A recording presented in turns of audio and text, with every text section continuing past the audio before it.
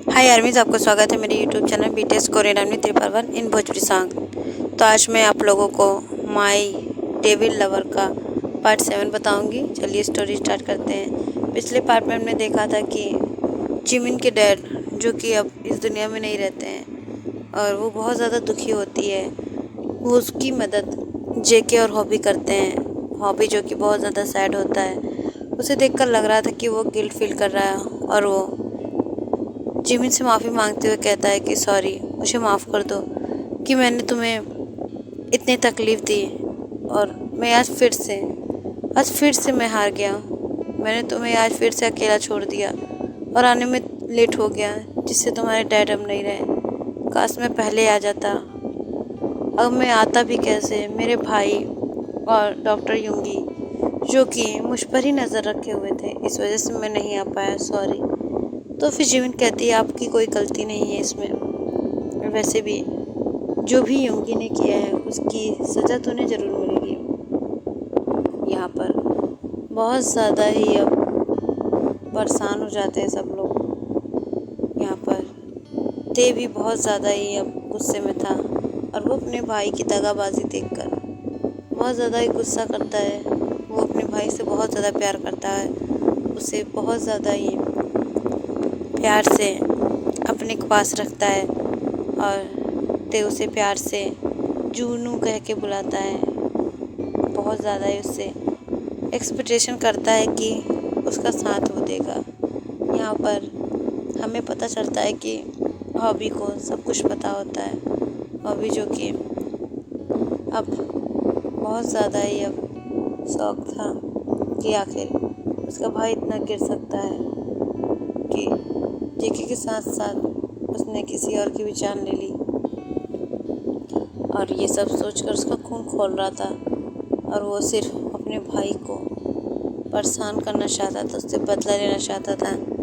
यहाँ पर जिमिन के डैड को अब जला दिया जाता है, उनके अंतिम संस्कार की विधि पूरी कर दी जाती है और ये सब में उसका हॉबी बहुत अच्छे से साथ दे रहा था। हॉबी और जेके बहुत ज़्यादा ही अब उसकी मदद करते हैं। जेके जो कि अब थोड़ी बहुत ठीक हो गई थी, इस वजह से हॉबी उसे जिमिन के घर छोड़ देता है। जिमिन जो कि उसका ट्रीटमेंट कर रही होती है और वो बहुत ज़्यादा ही उसकी मदद करती है। यहाँ पर हम देखते हैं कि हॉबी जो कि अब जिमिन को वहीं छोड़कर और जेके को छोड़कर अपने घर आ जाता है और जब वो घर आता है तब उसको किम तेहॉन से मिलना पड़ता है। किम तेहॉन जो कि बहुत ज़्यादा ही उसे घूर रहा था और कहता है कहाँ छुपा के रखा है तुमने उसे।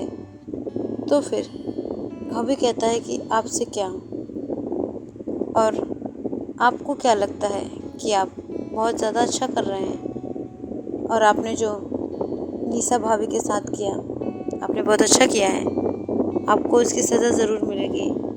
और आशी तो एक किन्नर थी, आपकी वजह से हमारी फैमिली का नाम बदनाम हो जाता और किसी ऐसी को मेरे घर आना पड़ता जो कि न तो इंसान है, ना ही पुरुष है और ना ही स्त्री।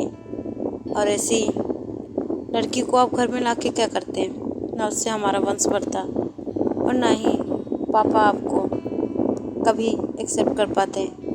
और वैसे भी आपने तो पूरी प्लानिंग कर रखी थी अपने ख़ानदान के नाक कटाने में। ते कहता है कि अपनी ज़बान संभाल के बात करो जूनू, अपनी ज़बान संभाल के बात करो। समझ में आई? वो मेरा प्यार है और प्यार थी, हमेशा रहेगी। समझ में आई? उसकी जगह कोई भी नहीं ले सकता। और बहुत शौक है ना इन बहनों को मुझसे शादी करने का, तो मैं इनका सिर्फ और सिर्फ सपना सच कर रहा हूँ। और तू मुझे मत सिखा, समझ में आई? तो फिर अब हॉबी कहता है कि अच्छा, अब आप मुझे बहुत ज़्यादा ही धमकाएंगे।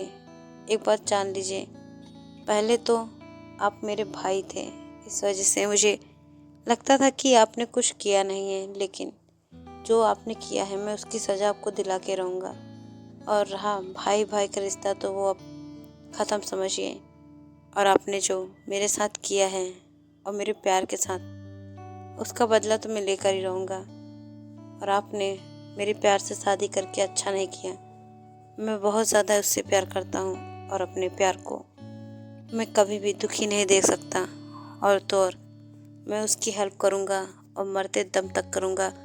और आपको अगर बर्बाद करना पड़े तो भी मैं करूँगा, क्योंकि वो सही है और आप गलत। तभी ते कहता है कि उस मामूली लड़की के चक्कर में तूने अपने भाई को इस तरीके से सुनाया है, अब तू देख उसका क्या करता हूँ मैं।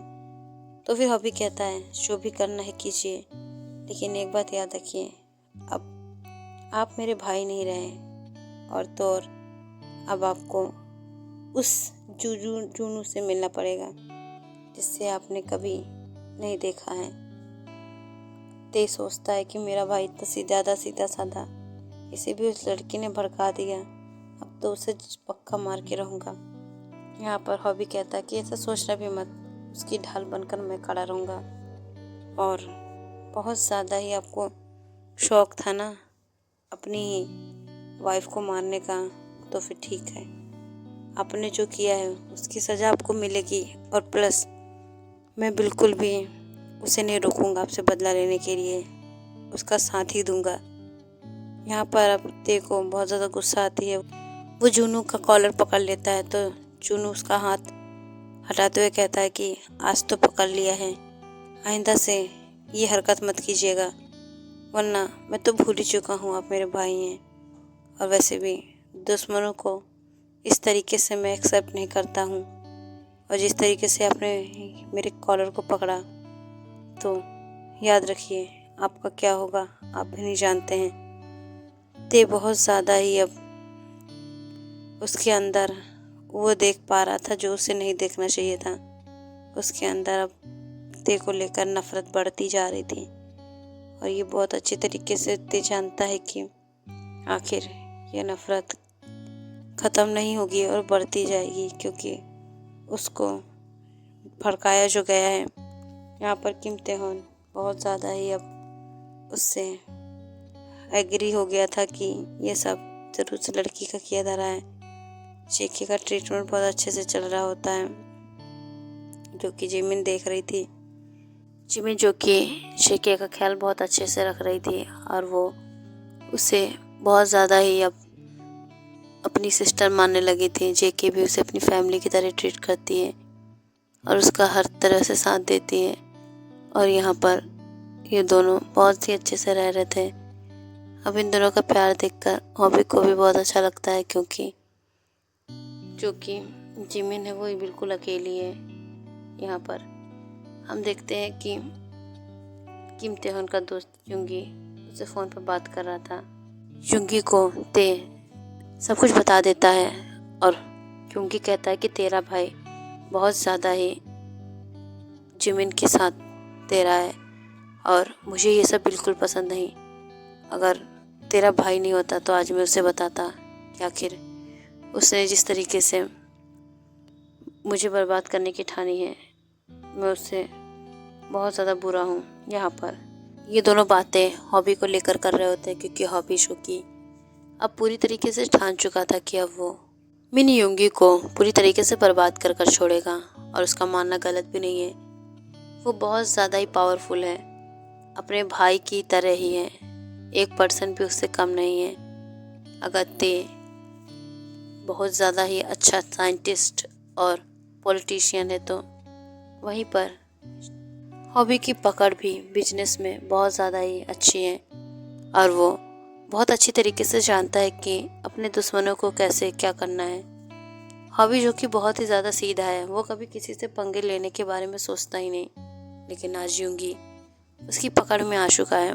अब उसका क्या होगा ये तो किम ते-होन ही जाने, क्योंकि दोनों का ब्लड एक ही है और दोनों के तन में जो आग है वो भी एक ही लगती है और दोनों का गुस्सा भी सेम ही है। लेकिन किम ते-होन जो कि जल्दी गुस्सा हो जाता है, वहीं हॉबी अपने गुस्से को कंट्रोल करता है और वो थोड़ा सा नॉटी स्वभाव का है, उसे मजाक करना पसंद है और किम ते-होन को नहीं। सिर्फ इतना ही फ़र्क है, बाकी अगर वो भी बदला लेने पे आ जाए तो सामने कौन है उसे कोई फिक्र नहीं पड़ती है। यही हो रहा था ते के साथ।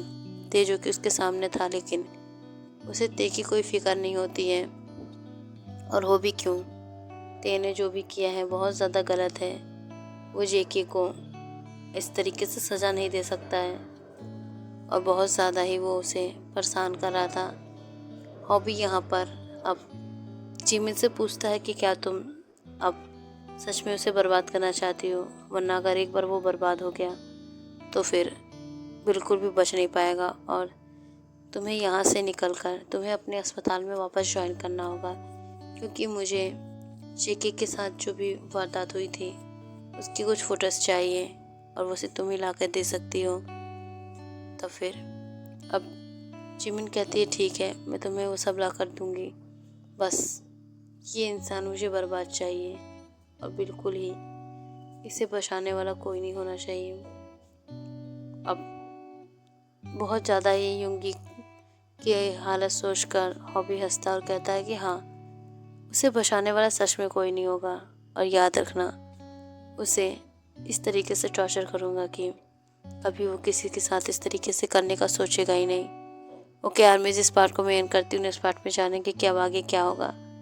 क्या युंगी सच में बिल्कुल बर्बाद हो जाएगा, या फिर ते उसे बचा लेगा। अब इन दोनों की दोस्ती क्या रंग लाती है, ये तो हमें अब नेक्स्ट पार्ट में पता चलेगा। By army, सरांगे।